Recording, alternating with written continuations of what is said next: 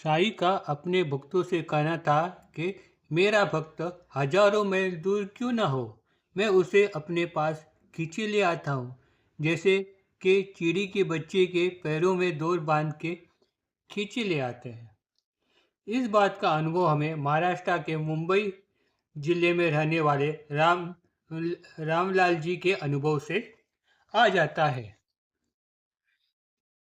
सन 1917 में वह बाबा के दर्शनार्थ शिरडी गए। यह तीर्थ उन्होंने इसलिए किया क्योंकि उन्होंने बाबा की दिव्यता तथा कीर्ति के बारे में कई मित्रों तथा जानकारों से सुना था। वो बाबा के दर्शन करने को बहुत उत्सुक थे। वैसे तो वो जल्द से जल्द जाना चाहते थे, पर वह बहुत उलझनों में फंसे हुए थे क्योंकि वह यह नहीं जानते थे कि शिरडी कहाँ है। उसका उनका मन उपद्रवी स्थिति में था, यानी उनकी मानसिक स्थिति ठीक नहीं थी।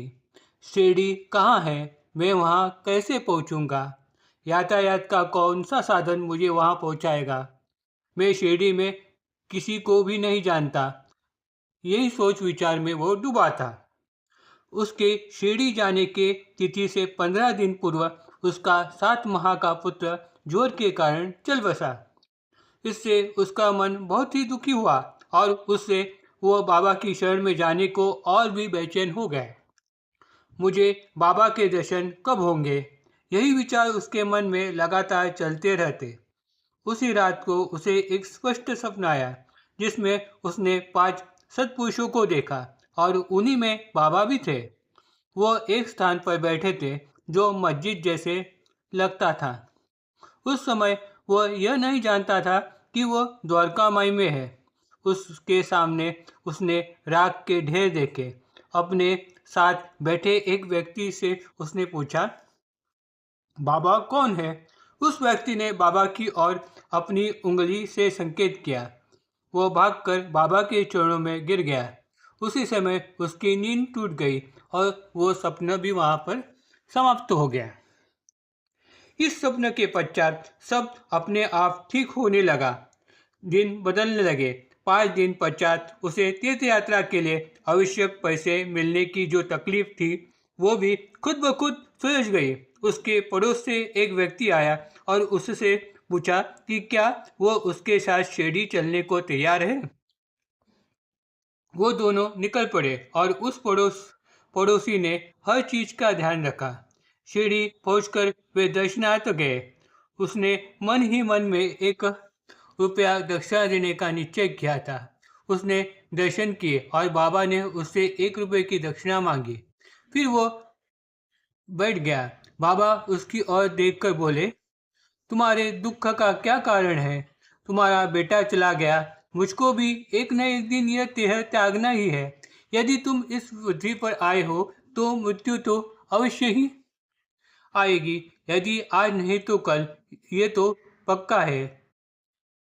यहाँ इस बात का अनुभव हमें यह यहाँ गौर करने वाली बात तो यह है कि बाबा ने रामलाल से ऐसा क्यों कहा, जबकि आजकल तो यहाँ तक सुनने में आ रहा है कि साईं कृपा से अंधे बच्चे की आंखें वापस आ गई और कलकत्ता के एक कैंसर पेशेंट की बीमारी ठीक हुई।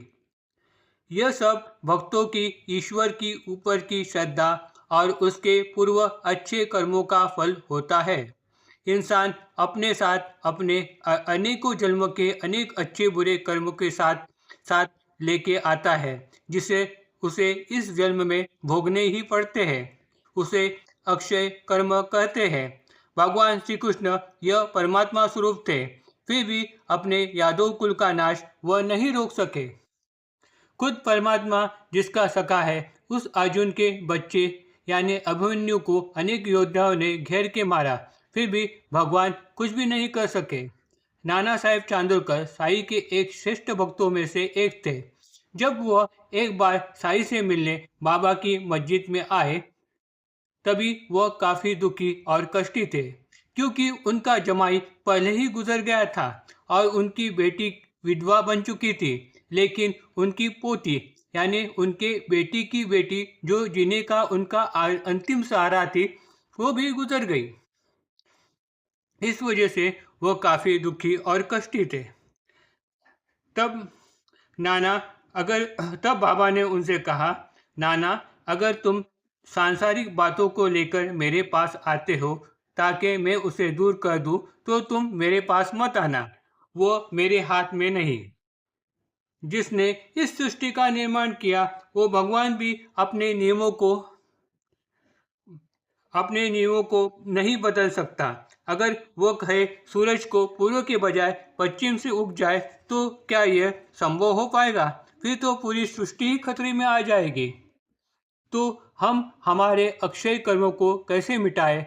इसके लिए हमें तप यानी कि पूजा, अनुष्ठान, मंत्र जाप और दान से इस अक्षय कर्मों से छुटकारा पा सकते हैं।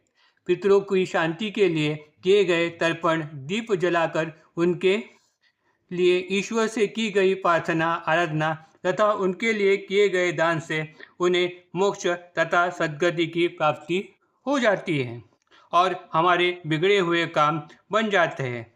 रामलाल को भी इस बात का अनुभव साई कृपा से आ गया। बाबा के शब्दों से उसे बहुत आराम पा वो 4 दिनों तक शिरडी में ही रहा।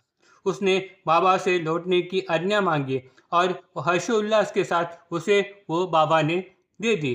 कोपरगांव स्टेशन पर उसे ज्ञात हुआ कि रेलगाड़ी 1 घंटा विलंबित थी, क्योंकि पूर्व स्टेशन पर एक दुर्घटना हो गई थी। इस विलंब के कारण उसके आगे मिलने वाली डाक गाड़ी न पकड़ पाएगा जो मुंबई जाती थी। परंतु इस विचार से वो बिल्कुल परेशान नहीं हुआ, क्योंकि उसे विश्वास था कि बाबा उसका ध्यान रखेंगे। वो रेलगाड़ी में चढ़ा और मनमाड़ पहुंच गया, जहां जाकर उसे ज्ञात हुआ कि वो डाकगाड़ी भी 1 घंटा विलंबित थी। ये विलंब राह में हुई किसी दुर्घटना के कारण था। अंततः वह सुरक्षापूर्वक मुंबई पहुंच गया।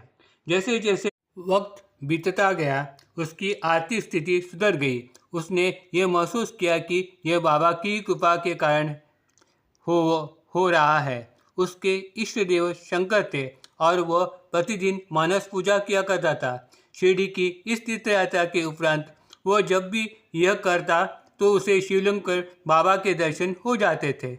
ऐसी थी साईं बाबा की भक्तों पर कृपा। Om Sai Ram. Please like and subscribe my channel.